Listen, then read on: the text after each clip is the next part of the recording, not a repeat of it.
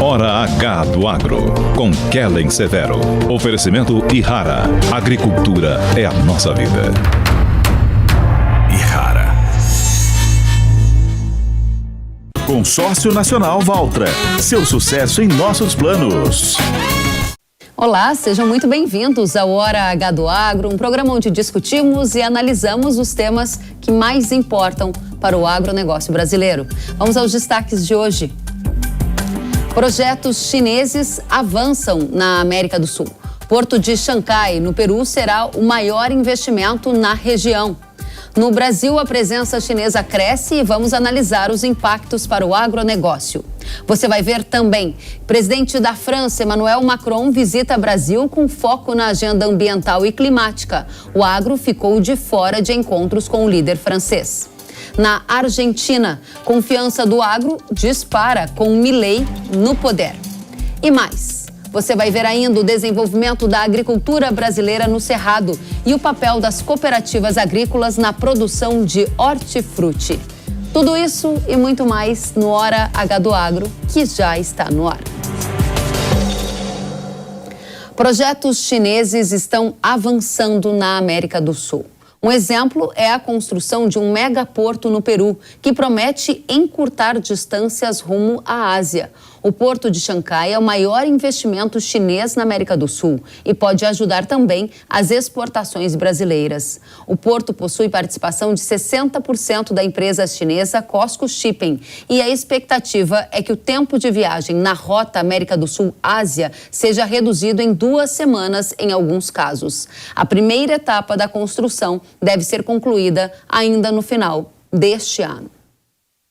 Esse interesse da China no Peru faz parte de um conjunto de investimentos do governo asiático chamado de Rota da Seda, no qual há investimentos em diversos países do globo, criando corredores terrestres e rotas marítimas, além de outras infraestruturas, como em telecomunicações.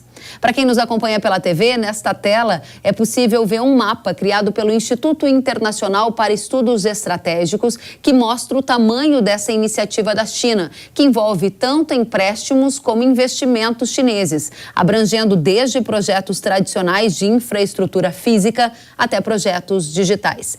Nas linhas coloridas é possível ver as rotas criadas pela iniciativa chinesa, a Rota da Seda. Já os números em cima de cada país representam os investimentos e empréstimos dos asiáticos. O levantamento feito por esse Instituto Internacional identificou que até 2022 havia investimentos chineses em 173 países do mundo. No Brasil, o Instituto indicou que até 2022 já havia mais de 40 projetos chineses aqui no país. Entre eles estão a compra de participação no terminal de grãos no Porto de Paranaguá, testes da tecnologia 5G, presença de infraestrutura tecnológica como data centers, investimentos em fintechs brasileiras e construção de linhas de alta tensão. A gente agora vai analisar essa situação, os investimentos chineses aqui no Brasil. Por que a China investe tanto no Brasil?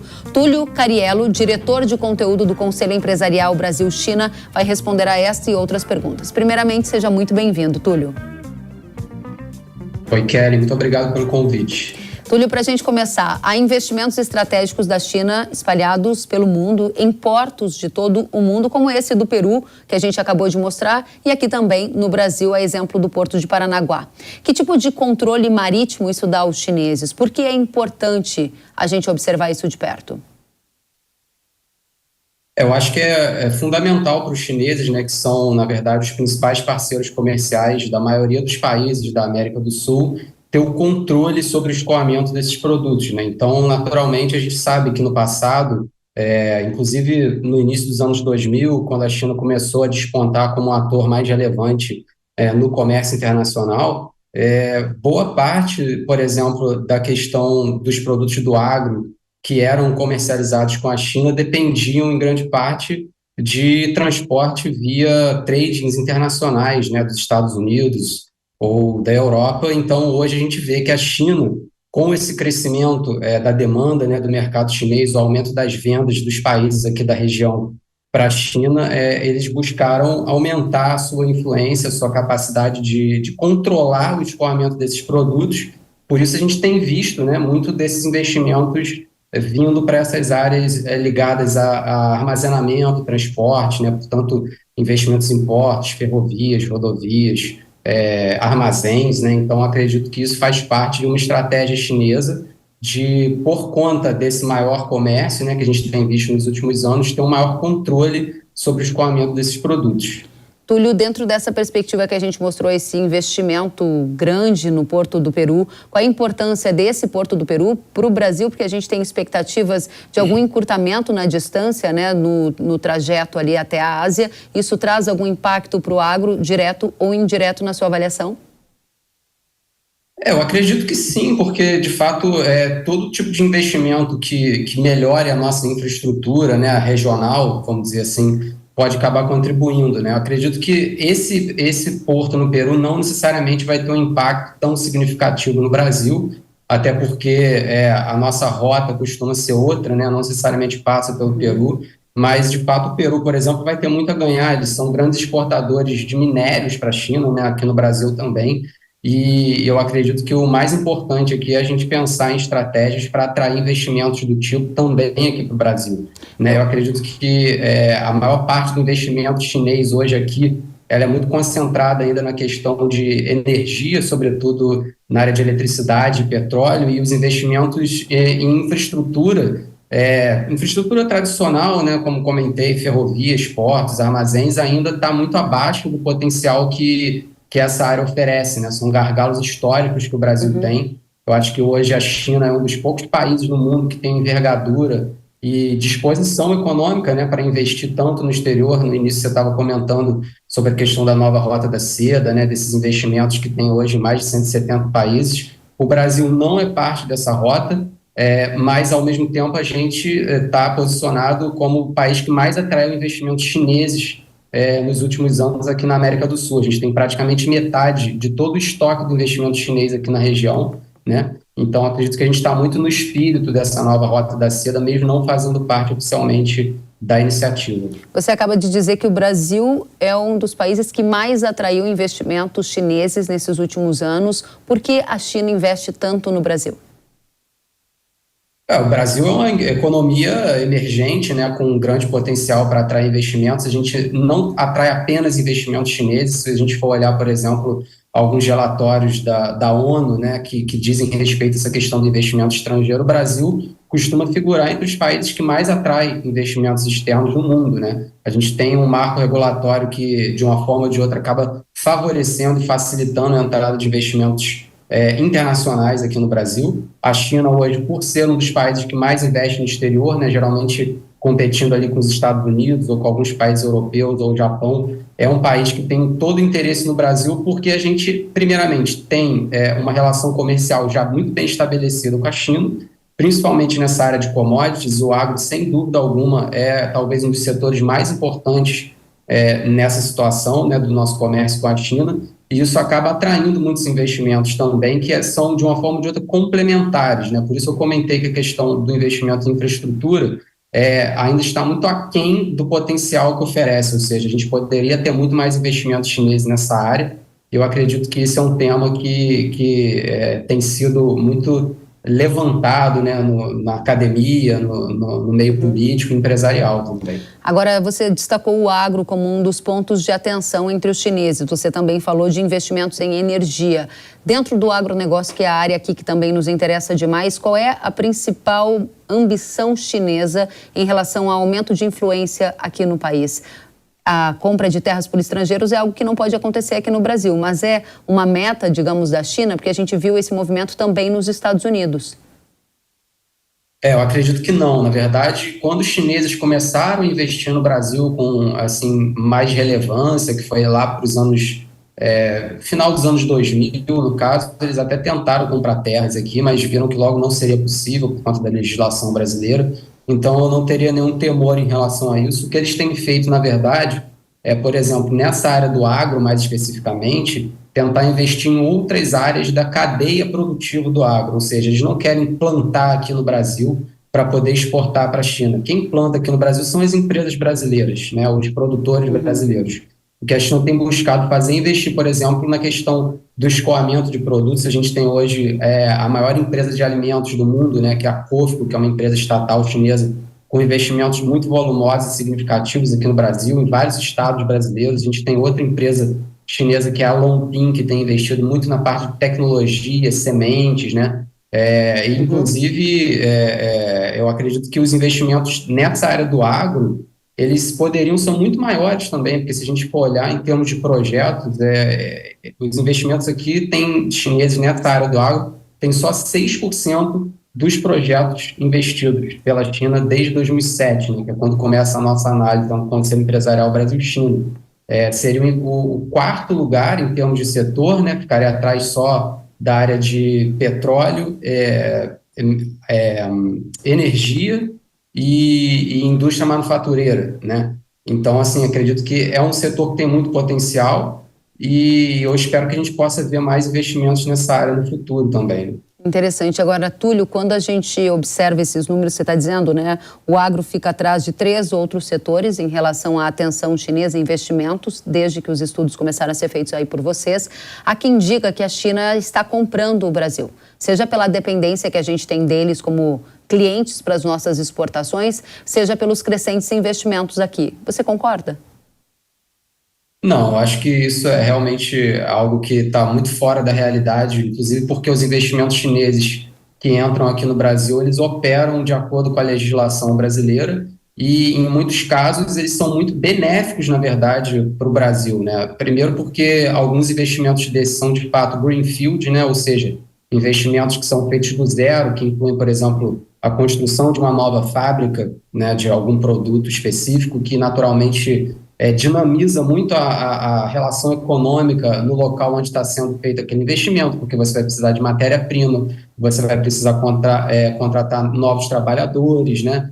E em outros casos, essas empresas chinesas, quando vêm para o Brasil, elas compram empresas brasileiras que, em muitos casos, estão em dificuldades financeiras, o que acaba fazendo com que elas mantenham empregos aqui no Brasil e não só gerando novos empregos, né? Ou seja, eu acho que é uma questão que a gente tem que ver como uma parceria estratégica que funciona muito para a China, né? Porque de uma forma ou de outra eles estão lucrando também com esses investimentos aqui, e funciona muito para o Brasil porque a gente está, de uma forma ou de outra, dinamizando a nossa economia, a gente está trazendo tecnologia de fora muitas vezes, né? Nessa área do agro, por exemplo, os investimentos da Longping, que eu comentei, né? Nessa área mais de biotecnologia, eu acredito que são muito promissores também para a relação bilateral. A questão também dos investimentos da Corpo, né, que acabam trazendo toda essa questão ligada à infraestrutura, escoamento de produção, armazenamento, são sem dúvida alguma, investimentos que têm muito a acrescentar para os dois lados, na verdade. Não vejo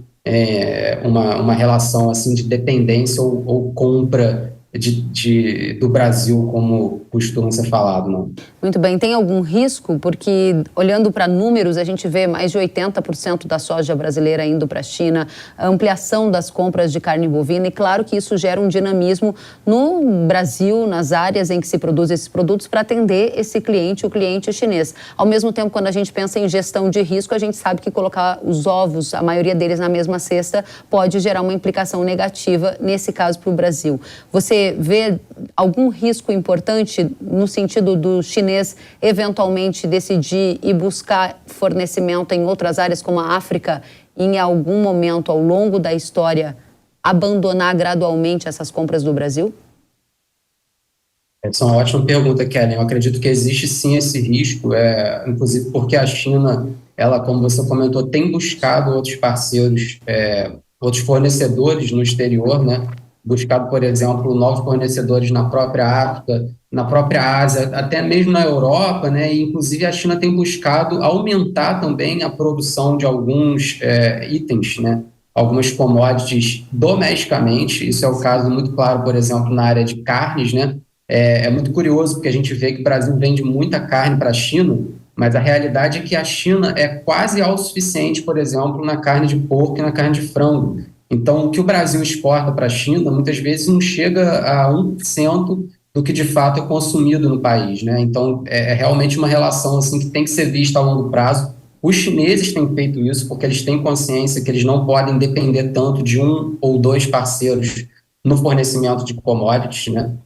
Inclusive porque o Brasil é um dos poucos países no mundo que tem essa envergadura, toda essa produtividade, capacidade de exportação durante todo o ano. A gente tem muito mais safras, por exemplo, do que outros países que estão mais no hemisfério norte, por exemplo, como é o caso dos Estados Unidos, né? Mas o fato é que isso é um trabalho que a China tem feito, né, de buscar evitar essa dependência excessiva do Brasil.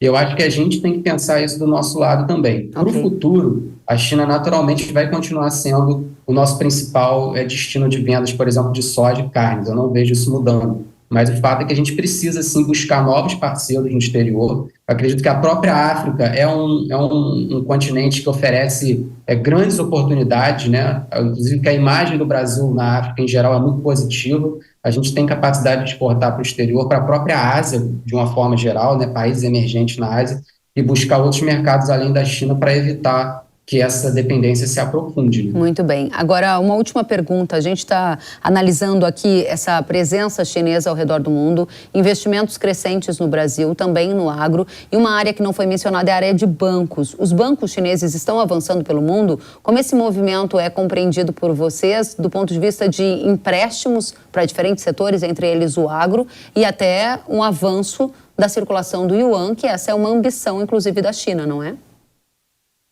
Exatamente. No Brasil, a gente tem, de fato, presença de alguns dos maiores bancos chineses, né? Mas eu acredito que a relação do Brasil com a China nessa área, ela é muito mais voltada para a questão do investimento do que do financiamento. A gente não tem muito financiamento chinês aqui, né?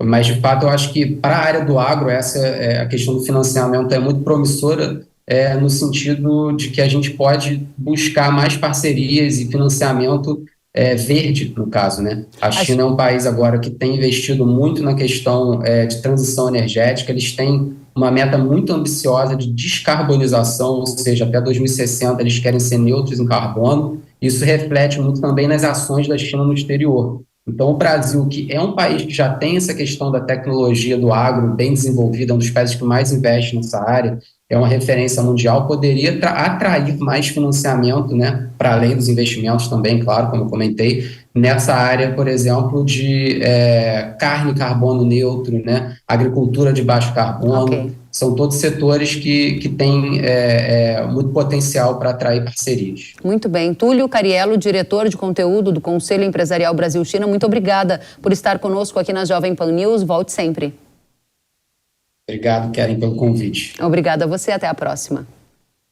E o presidente francês Emmanuel Macron esteve no Brasil nesta semana. Na agenda de 3 dias, o foco foi principalmente a agenda climática e ambiental. Ao lado de Lula, Macron conheceu a Amazônia, condecorou uma liderança indígena e anunciou um programa de 1 bilhão de euros para a floresta amazônica com recursos públicos e privados pelos próximos 4 anos. O francês participou também do lançamento de um submarino e de um fórum empresarial. Ele participou deste fórum empresarial com representantes da indústria brasileira. Já o agro ficou de fora da agenda de Macron. Entidades representativas como a Associação Brasileira do Agronegócio e a Sociedade Rural Brasileira confirmaram à Hora H do Agro que não tiveram nenhum encontro com o presidente francês. Vale lembrar que o francês Macron é um crítico da nossa produção agrícola brasileira. Ele já chegou a escrever no Twitter que, abre aspas, continuar dependendo da soja brasileira seria endossar o desmatamento na Amazônia, fecha aspas. A França tem grande influência nas decisões tomadas pela União Europeia, onde a Agenda Verde tem gerado protestos de agricultores contrários aos excessos das regulações e dos custos de produção. Durante a passagem por São Paulo, Macron criticou o acordo entre Mercosul e União Europeia. Durante sua passagem pela capital paulista, o presidente da França rejeitou de maneira enfática o acordo entre Mercosul e União Europeia. Ele jogou um balde de água fria sobre as pretensões do Brasil e dos vizinhos sul-americanos que cobram um consenso comercial o mais rápido possível. Para Emmanuel Macron, o acordo é péssimo, pois foi costurado há 20 anos com regras antigas e que não levaram em conta, por exemplo, questões como mudanças climáticas e biodiversidade, O francês defende um acordo responsável com causas que permitam reciprocidade. Muito bem, vamos analisar essa visita de Macron ao Brasil sob a perspectiva do agro e do futuro do setor com Evaristo de Miranda. Ele é ex-chefe geral da Embrapa Territorial e fez o mestrado e o doutorado na França, ou seja, é um conhecedor também da região. Evaristo, seja muito bem-vindo à Jovem Pan News.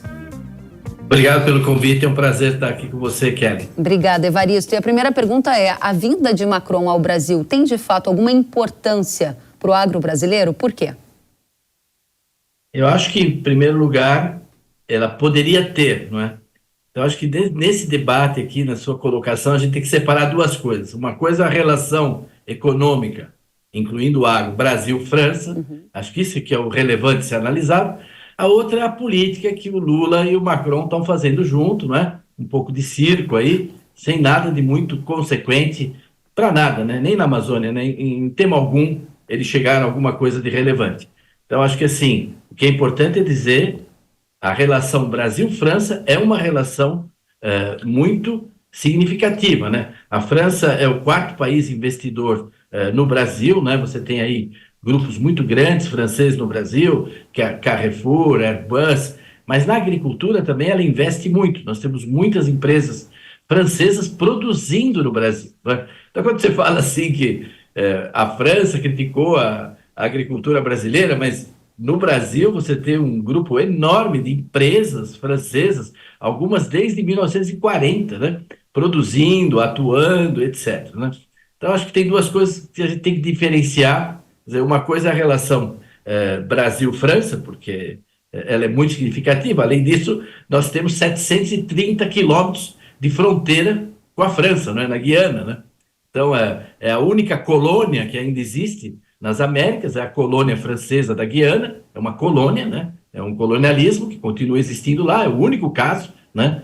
E com essa colônia nós temos 730 quilômetros de fronteira. Então, você tem que dialogar mesmo. Mas a visita ela foi muito mais para assuntos internos de cada um, serviu mais para os dois personagens do que para as questões econômicas. E acho que os dois tiveram exatamente a altura um do outro. É muito importante essa reflexão que você faz na primeira resposta aqui desse nosso painel. Agora, o Macron visitou a Amazônia, ele condecorou lideranças indígenas, se reuniu com empresários, mas não foi conhecer regiões do agro brasileiro que ele critica. Inclusive, a gente pegou aqui uma aspa dele no passado em relação à soja brasileira. Por que o agro ficou de fora na sua avaliação? E era o setor que precisaria ser objeto de discussão, né? Então, ali tem um jogo assim, muito político, né? Se você apertasse o Macron aqui, trouxesse ele para falar com a Kelly, ele ia dizer para você que essas decisões não são dele, do acordo. Elas são lá em Bruxelas, entendeu? Agora, quando o público interessa falar para o público dele, aí ele fala que ele vai vetar, ele não está de acordo, etc. e tal. Então, tem um jogo assim no discurso do Macron permanente, jogando a responsabilidade, às vezes, para Bruxelas. Aí ele fala, não, isso não é a França que decide, é Bruxelas. Quando não interessa, né? Agora, nós temos uma agenda importante do agro, né, a ser tratada com a França, né? Esse acordo não é uma improvisação, ele vem sendo discutido há muito tempo. Mas é muito um presidente de falas, de bravata, né? Há quase 4 anos atrás, ele disse que ia plantar 2 milhões de hectares de soja na França, né? A França consome da ordem de 160, 170 quilos de soja por segundo, né? E o Brasil fornece aí para eles importam quase 5 milhões de toneladas, né? E ele falou que não ia se envolver com a Amazônia, liberou 100 milhões de euros para os agricultores, que eles têm 200 mil hectares de soja produzida de forma irrigada, caríssima, etc., né? E ele, na época, falou isso, né? Queria, enfim, desenvolver isso, e isso tudo não deu em nada, né? Não deu absolutamente em nada, né? Serviu para injetar mais dinheiro lá para os agricultores. Mas eu acho que tem que se procurar caminhos, inclusive, de crescimento conjunto, tanto da agricultura francesa como da agricultura brasileira. Esse tipo de discurso simplista de opor ao nosso agro, ao agro francês, não leva a lugar nenhum. Nós temos muitos exemplos de interesses convergentes, de investimento deles aqui e do quanto eles dependem de nós, né? Enfim, nós aqui estamos alimentando, para ter queijo francês, precisa leite, e a soja do leite vem do Brasil. O salmão da França é alimentado com soja do Brasil. Sobretudo, metade da soja do Brasil vai para ovos e frangos na França para alimentá-los, né? Eu lembro, pouco tempo atrás, eu vi uma propaganda na França, um outdoor estava escrito para parar com a importação de frango do Brasil, né? Lá dos agricultores da Bretanha. Eu até procurei um spray, porque eu queria pichar, mas não consegui achar. Eu ia pichar embaixo, mas não para a importação de soja não, hein? Senão a galinha da Bretanha vai passar apertado, né? Vai passar fome. Evaristo, e a agenda ambiental nessa visita de Macron aqui ao Brasil, ela saiu fortalecida depois dessa agenda Lula-Macron? Não, saiu fortalecida essa visão, não é, de subdesenvolvimento permanente dos povos da Amazônia, né? Ele não tratou dos problemas gravíssimos de saneamento da cidade de Belém, onde o esgoto corre a céu aberto, né? Qual é o maior problema de Belém? Ambiental. É não ter saneamento, né? Não ter água tratada, não ter esgoto, é o problema de Manaus, etc. Os problemas graves da miséria, da pobreza, dos piores índices de desenvolvimento. Isso não foi tratado. Ele tratou esse tipo de agenda que já vem sendo feita há muito tempo, não é? Em que você propõe manter aquilo como uma região do atraso e da pobreza, né? E quando se fala aí que vai dar 1 bilhão para a Amazônia, não vai dar para a Amazônia. Vai dar para as ONGs, para as ONGs que estão trabalhando nessa linha, como ocorre já com o Fundo Amazônia. Então, eu acho que, assim, para a Amazônia foi um dia triste, né? Ninguém que produz alimento na Amazônia participou disso, né? Foi um grande circo, né? Foram visitar aquela ilha, que é tão visitada quanto a Torre Eiffel, de certa forma, né? Fizeram ali o programa deles. Acho que foi uma coisa muito política dele, do Lula, né? Foi dentro do esperado. Agora, tema seríssimo como esse do acordo Mercosul, como é que você pode tirar isso da agenda quando a pessoa vem te visitar? E mais, na hora de ir embora, o presidente da França fala disso, né? Na última fala, ele fala e critica, né? Realmente. Agora, Evaristo, quando você fala que houve um circo, né, houve um aproveitamento político dessa visita, a gente observa que faltou espaço para tratar daquilo que realmente importa, né? Por exemplo, do compromisso que o agro brasileiro tem com as questões ambientais. E a gente trouxe, a título de comparação, uma tela com algumas das diferenças entre os dois países, aqui lembrando que tem na França, o Brasil, um parceiro comercial importante, como você mesmo colocou, e a gente observa aí na tela uma das diferenças entre os países. Segundo a FAO, a área agrícola da França ocupa 52,1% do território. Aqui no Brasil, a área agrícola ocupa menos de 30%. O principal argumento do Macron é que o agro brasileiro não tem compromisso ambiental. Esses números quebram essa narrativa? Esses números cabem questionamento a eles, né? Eu acho que é mais grave do que eles apresentaram aí, esse dado da FAO. A FAO vive a reboque de muita coisa. Mas, por exemplo, essas florestas da França são todas plantadas, né? São florestas manejadas, né? Eu lembro de receber aqui uma delegação de senadores da França, e quando eu mostrei os dados da Embrapa, que a França não tem nada, praticamente, não tem nada de floresta original, ele me disse, não, mas lá no Maciço Central, na França, tem uma floresta hoje que é praticamente já uma floresta original, muito bem preservada. Eu perguntei para ele se tinha urso, se tinha lobo, se tinha lince lá dentro. Ele falou que não. Eu falei, então, o dia que tiver, o senhor me avisa que eu vou passar a mudar a estatística da Embrapa e dizer que não é plantada, que é uma floresta original, né? Então, são florestas manejadas. Eles não estão errados no uso da terra deles, né? Eles não estão errados. O que é inacreditável é você querer impor, né, uma regra como essa para outros países a pretexto de meio ambiente e, na realidade, jogando aí numa concorrência comercial, né? Mas eu acho que tem que procurar caminhos de convergência. Há muitos interesses conjuntos positivos possíveis, alguns já acontecendo, entre o agro brasileiro e o agro francês. E nós temos que superar, não é, esse discurso de guerra simplista que ele foi reiterar no Brasil. Eu achava que ele ia trazer uma palavra um pouco mais construtiva, mas ele fecha a porta a essa construção.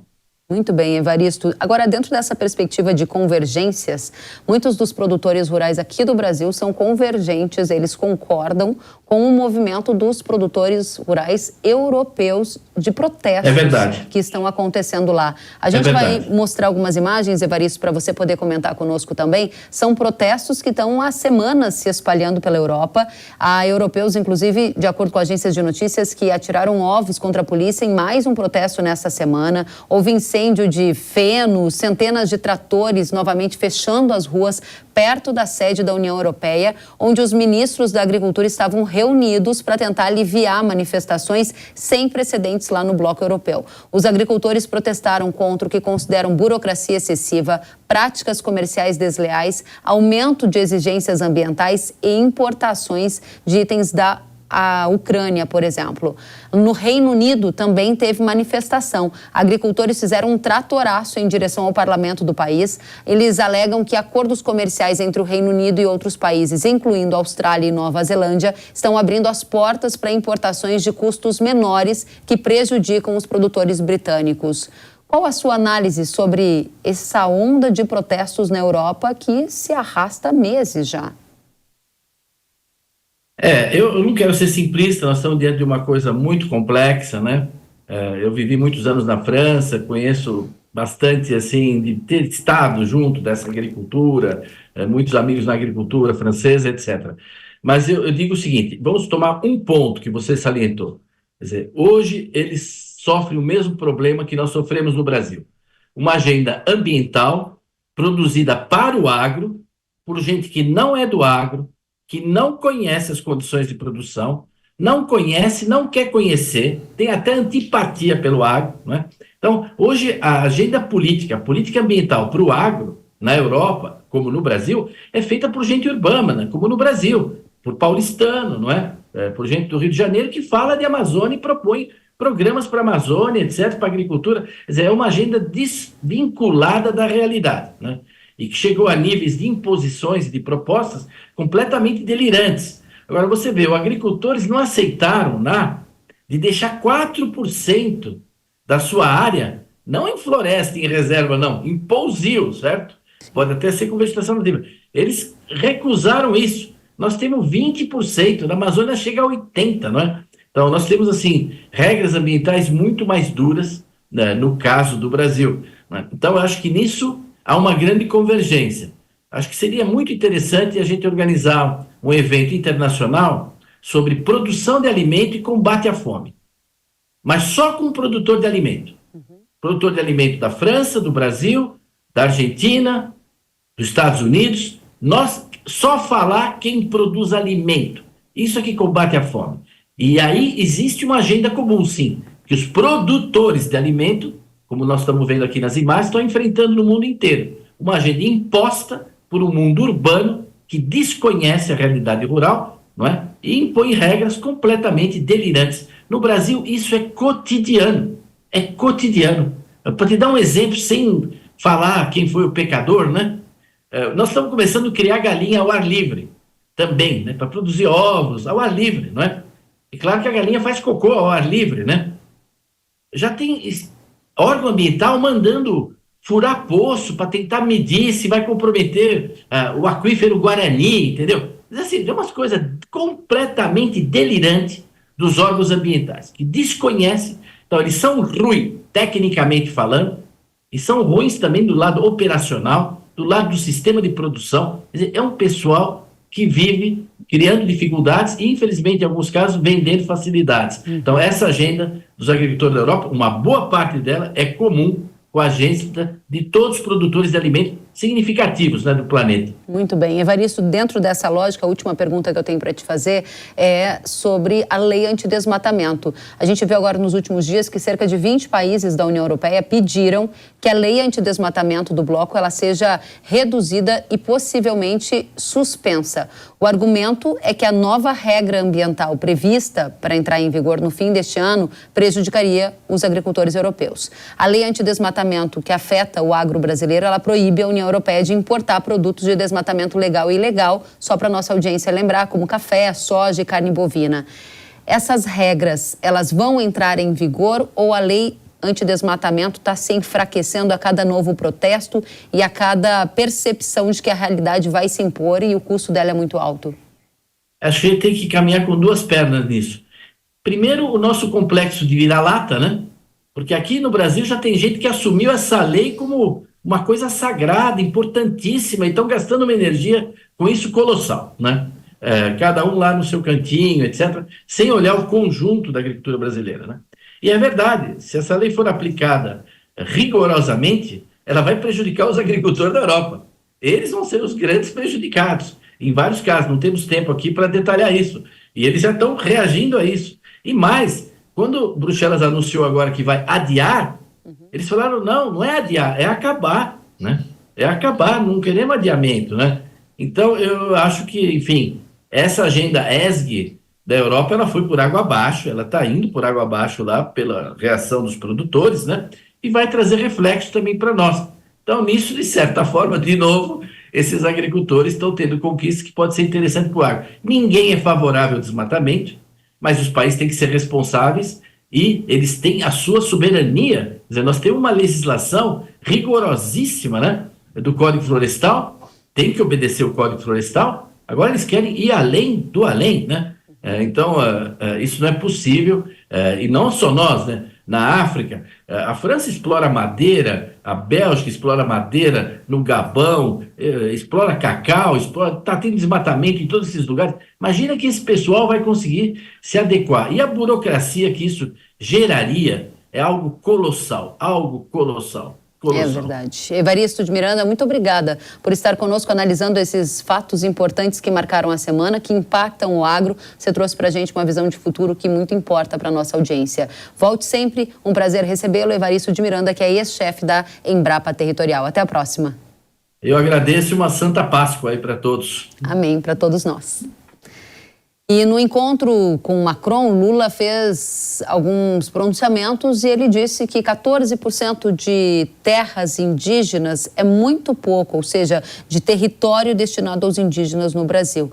Ele também afirmou que vai continuar demarcando áreas para os índios. Vamos conferir. É importante lembrar que os conservadores brasileiros, os latifundiários brasileiros, aqueles que são contra a participação do povo, costuma dizer o seguinte: o povo indígena já tem muita terra no Brasil. Ele já tem 14% de todo o território nacional do povo indígena. É muita terra para indígena. Todo dia eles falam isso. O que eles não percebem é que os indígenas têm 14% de terra demarcadas hoje. Quando os portugueses chegaram aqui em 1500, eles tinham 8,5 milhões de quilômetros quadrados. Era tudo deles. Ou seja, portanto, o fato deles terem 14% legalizado é pouco diante do que eles precisam ter para viver, manter a sua cultura e o seu jeito de viver. Aqui, presidente Macron, eu tenho certeza absoluta que o nosso governo já é o governo que mais remarcou terra indígena e é o governo que vai continuar remarcando terra indígena e vai continuar remarcando parques de reservas florestais para que a gente evite o desmate. E depois do intervalo, você vai ver que o índice de confiança no agro argentino disparou. E tem mais, uma cooperativa agrícola que transformou o cerrado em solo fértil para a produção de hortifruti. Os detalhes, logo mais, eu aguardo você.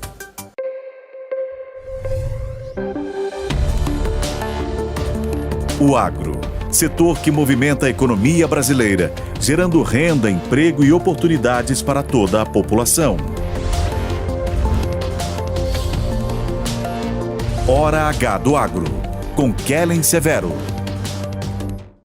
Ferrugem, mancha-alvo, antracnose, oídio e anomalia da soja são grandes ameaças à produtividade, mas elas não resistem à força da solução inovadora da Yara. Agora é com Sugoi, o avassalador, o fungicida que traz a praticidade do protetor na fórmula, com o máximo poder da tripla ação contra as doenças da soja. Sugoi é da Yara.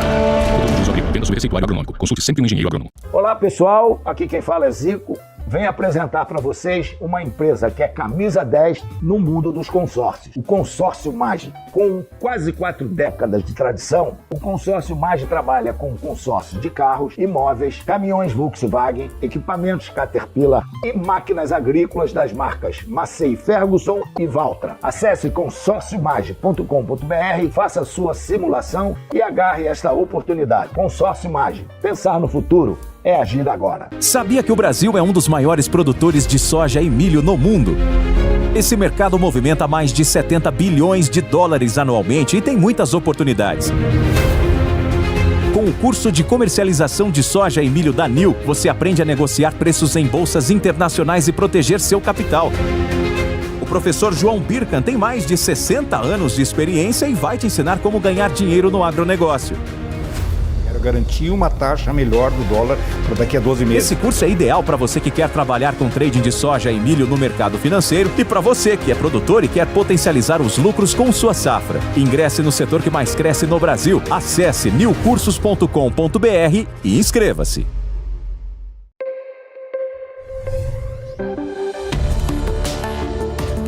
O agro, setor que movimenta a economia brasileira, gerando renda, emprego e oportunidades para toda a população. Hora H do Agro, com Kellen Severo. Estamos de volta com Hora H do Agro aqui na Jovem Pan News. Eu te convido neste momento para conhecer uma das maiores cooperativas agrícolas aqui do nosso país, responsável pela produção e distribuição de hortifruti, é a Copadap. A cenoura, inclusive, é transportada até de balsa para chegar ao prato do consumidor final. Vamos conferir agora o segundo episódio da série Agricultor Todo Dia, especial Cooperativas. Chegamos em São Gotardo, Minas Gerais. Copadap é o nosso destino. Primeira cooperativa de HF que a gente vai conhecer. Aqui tem cenoura, abacate, alho e muito mais. Vamos junto! Marcos, prazer em estar na sua casa. Me diga uma coisa, para quem não conhece a história de vocês, o que começou? É um orgulho para nós. Até esse ano a gente vai comemorar os 50 anos do PADAP, né? Que é o projeto de assentamento dirigido do Alto Paranaíba. Mas foi o projeto piloto que deu origem ao Prodesser no Brasil, que a gente deixou de ser um importador de alimentos para passar a ser exportador. Isso é um orgulho para nós. Os nossos pioneiros, né, que vieram para cá, junto com a cooperativa de Cotia na época, foram os desbravadores do Cerrado. Trouxeram os jovens produtores já profissionais, né, na agricultura para cá. Junto com a pesquisa, o pessoal da Embrapa, eles conseguiram desenvolver essa tecnologia para conseguir corrigir o solo do Cerrado, que era muito pobre, e conseguir transformar isso aqui, né, no que é hoje, né? Porque tinha uma crença que no Cerrado não dava. Até o pessoal local ria, que ninguém queria essa terra aqui do Cerrado nem de herança. E como é que essa história começou a mudar e onde entra a história da cooperativa? Com o fim da Cotia, os produtores que aqui estavam fundaram a Copadap. Em 1994, começou com cereais e café, e com o tempo a gente foi vendo que aqui, pela altitude, a gente conseguiria produzir HF, né? Hoje ela é significativa, principalmente em cenoura, alho e abacate, sendo o maior produtor do Brasil. Bom, aqui na unidade de beneficiamento de HF, a gente recebe praticamente todas as cenouras escoferadas, né, vindo das fazendas, onde dentro da beneficiadora ele vai passar por um processo de lavação, posteriormente ele vai passar por uma esteira de classificação, onde retira as cenouras por padrão não comercializáveis. Logo em seguida ele vai passar pela polidora, que vai dar um acabamento final, na sequência já vem para classificação das cenouras, onde a gente vai embalar, pesar, armazenar e fazer inspeção para todo o país. Eu descobri que tem cenoura que sai daqui de Minas Gerais e pega até balsa para chegar em Manaus. Ou seja, essa cenoura, ela precisa estar resfriada para aguentar essa longa jornada. E tá frio aqui dentro, ó. Aqui que acontece a mágica do abacate. Então aqui é a máquina de lavação, como inicia-se por umas escovas que passam pela esteira. O pessoal seleciona manualmente e acaba embalando nas caixas de papelão com 18 quilos, que vem com selo de rastreabilidade, código de origem certinho, para poder garantir para o consumidor um produto apto para o consumo.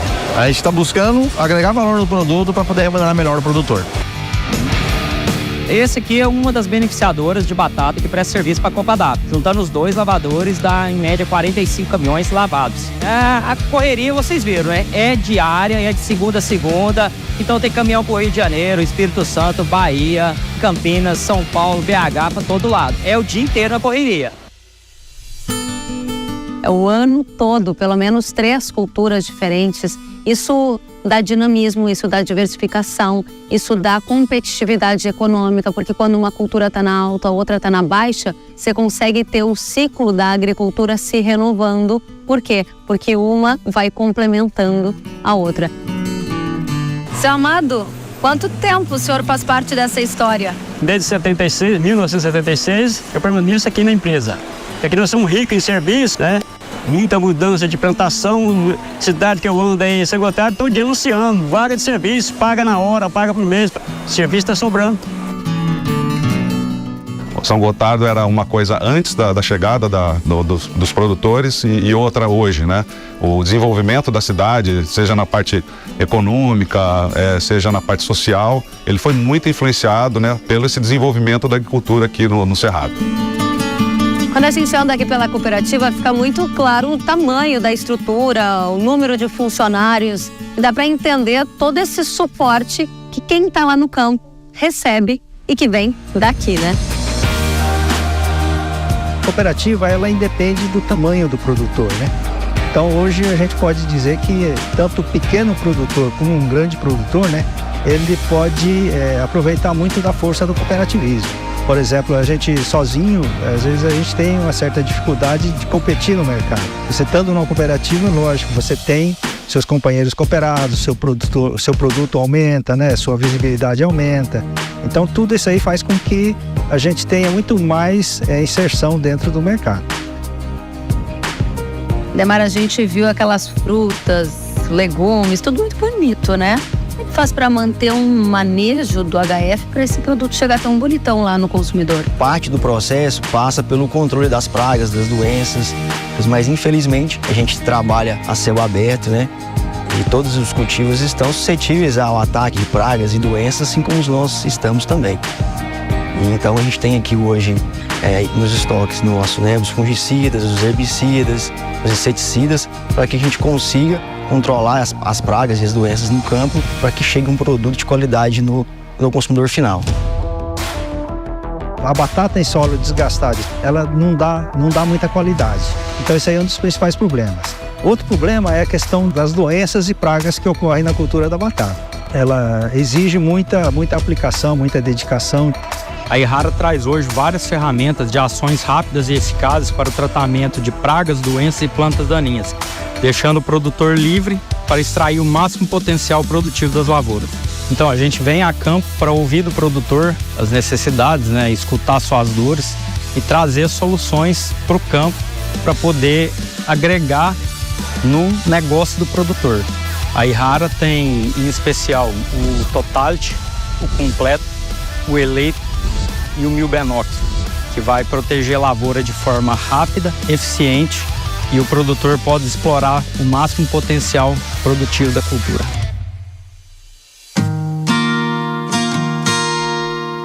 O foco aqui é nas pessoas, né? No desenvolvimento das pessoas, seja colaborador, seja cooperado, seja fornecedor, seja de todas as áreas, né? O foco é no desenvolvimento, na melhoria da sociedade como um todo. Todo mundo pensa junto. Para isso existe uma cooperativa, né? Eles estão fazendo a parte deles, a cooperativa faz a parte dela. Eu dependo deles, eles dependem de mim. Então, aquilo que a gente não consegue fazer sozinho, ou que faz melhor se unindo, é o que une esses produtores aqui. Eu tenho que pegar na mão do chega até emociona.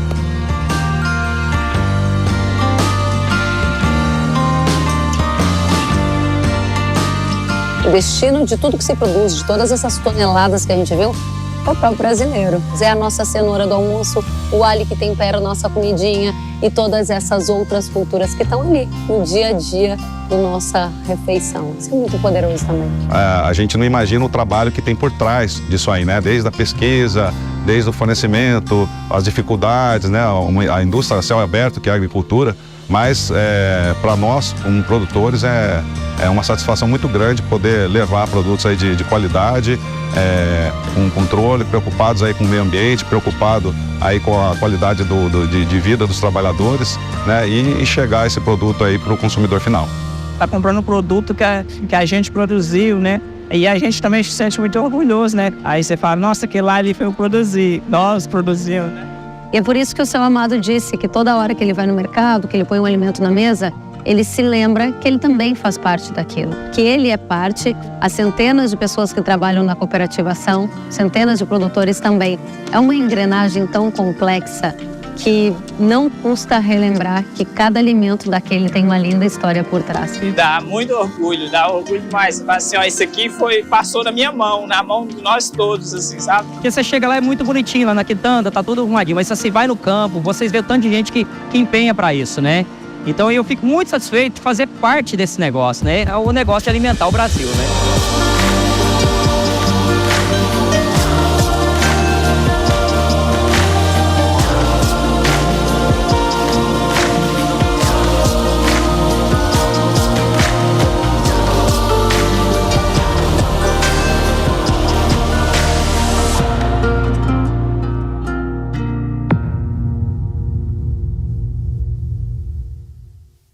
Que lindo ver de perto essa história, que é a história da produção do alimento brasileiro. A gente vai continuar viajando o Brasil a convite da Ihara para revelar mais histórias de sucesso das cooperativas agrícolas do Brasil.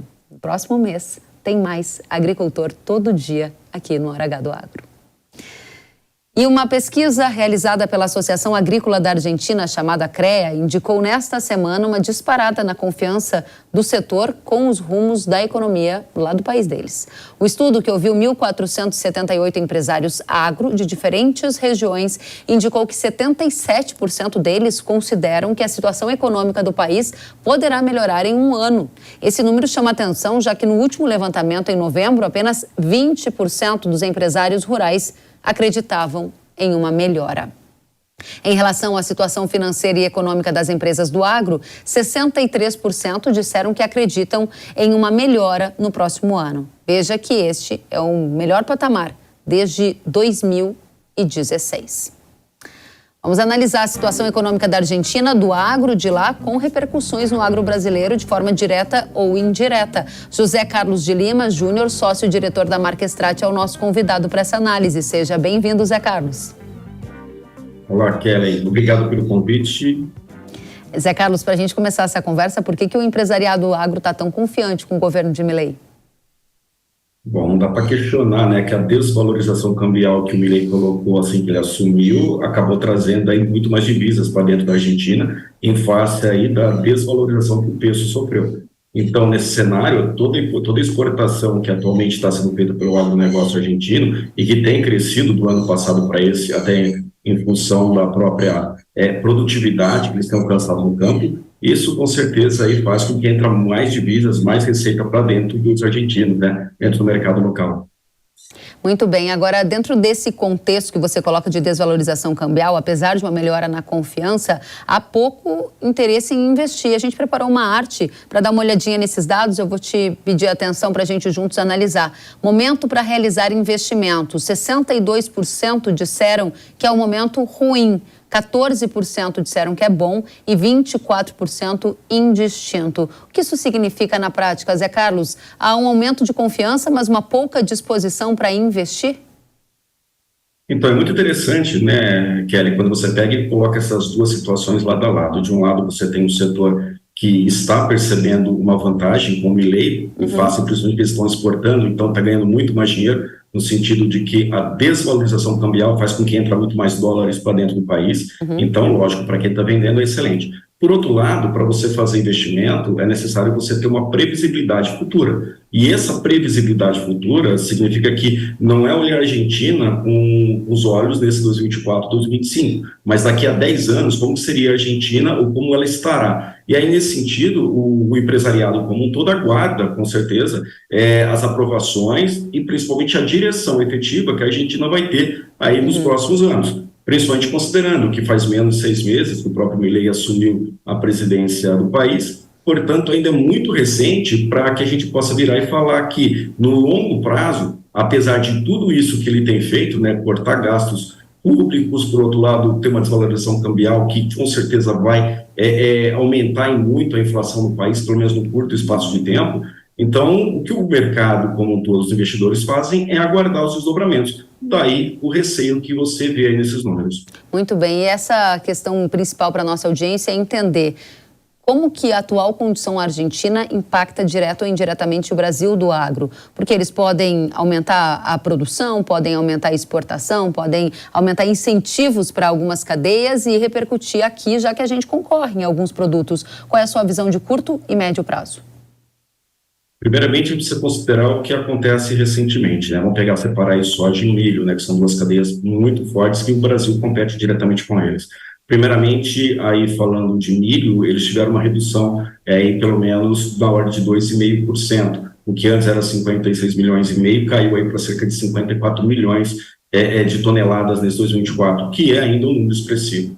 Por outro lado, soja, tudo indica que eles vão voltar esse ano com uma produtividade muito boa e, de certa forma, até mesmo o ritmo, o andamento ali da produção, segundo a própria Bolsa de Cereais da Argentina, eles trouxeram que a produtividade esperada realmente será alta. Então, nesse caso, a gente vai ter um retorno de um país com uma grande oferta aí de soja. Lembrando que a Argentina é um grande processador e exportador mundial de farelo de soja. E é nesse sentido que nós deveríamos comparar diretamente com o nosso país vizinho. Porque uma vez que eles têm um grande volume de produção de farelo e exportam, atualmente são responsáveis por quase que 30% do mercado mundial, a partir do momento que você coloca um grande volume de farelo, você derruba o preço do farelo de soja. Consequentemente, o grão, né, a soja, a commodity em grão ali, tem que ser mais barata do que o farelo, até porque a gente vai ter todo o custo industrial de moagem e processamento. Então, é mais nesse sentido que eu vejo um impacto direto no agronegócio.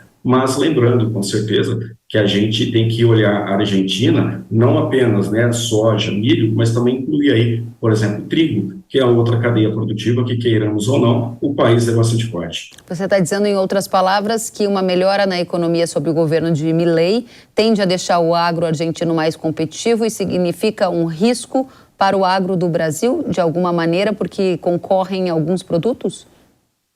Sim, eu acho que a gente pensa em termos de produção agrícola e exportação, a gente tem com certeza aí um player, um competidor direto.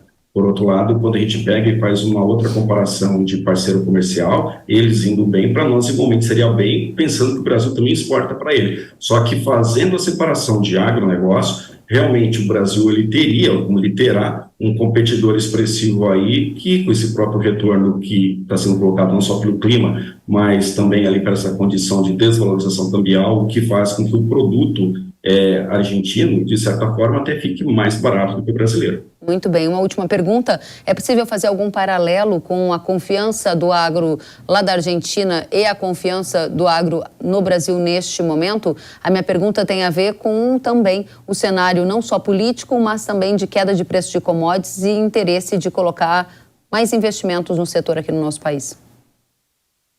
São duas realidades que a gente pega e olha em termos do ambiente econômico que eles estão inseridos, né, principalmente a parte institucional, em que tem a parte política envolvida. A gente tem do lado de lá uma mudança de governo e sempre toda mudança de governo traz uma expectativa muito mais positiva. Então, comparando com o Brasil, nós já temos aqui, digamos, 2 anos de governo comparado com 6 meses do lado deles. Então, nesse sentido, é natural que eles estejam muito mais confiantes do que o Brasil. Por outro lado, eles estão saindo de uma crise agrícola em relação ao clima, ao contrário do Brasil, que está sofrendo com problemas de clima aqui dentro. Então, é natural que a gente tenha, nesse momento, uma expectativa do argentino muito superior à expectativa nossa aqui dos brasileiros. Mas lembrando que no longo prazo, em termos de comparação direta, o Brasil ainda mantém uma vantagem competitiva bem superior à Argentina. Em termos assim de condições internas, nós temos hoje uma estrutura muito mais segura, não só em termos de inflação, bem como também em termos aí de uma taxa de juros, algo que a Argentina nesse momento não dispõe. Então, essa confiança que a gente pega e olha nesse curto espaço de tempo, pensando a confiança do empresariado, vamos pegar o setor agrícola argentino com o brasileiro, é natural que eles estejam muito mais animados. No entanto, as condições macro de cada país não dá para discutir. Nós estamos numa situação bem melhor do que a da Argentina, Kellen. Muito bem, José Carlos de Lima Júnior, muito obrigada pela presença. José Carlos, que é sócio-diretor da Marquestrate, fica convidado para voltar sempre. Obrigado, Kelly, e sempre à disposição. Obrigada a você, até a próxima. E agora eu tenho um recado para você que nos assiste. A proteção que o seu canavial precisa está aqui, na Ihara. Yamato é o herbicida pré-emergente para a cultura da cana que tem ação comprovada. Desenvolvido com a exclusiva tecnologia, Yamato age antes mesmo das daninhas aparecerem. O diferencial? Alta seletividade e residual prolongado. Capim braquiária, capim colchão, capim colonial. Yamato domina as daninhas, garantindo a produtividade da sua cana. Yamato também é registrado para trigo, batata, café, soja, milho e outras culturas, combatendo uma variedade de plantas infestantes. Flexibilidade de uso para todas as modalidades. Não perca tempo. Acesse ihara.com.br ou aponte a câmera do seu celular para o QR Code na tela para saber mais. Yamato, o herbicida pré-emergente da Ihara, que não dá chance para Mato Competição. Muito bem, o Hora H do Agro de hoje fica por aqui. Obrigada pela companhia. Até a próxima semana. Tchau.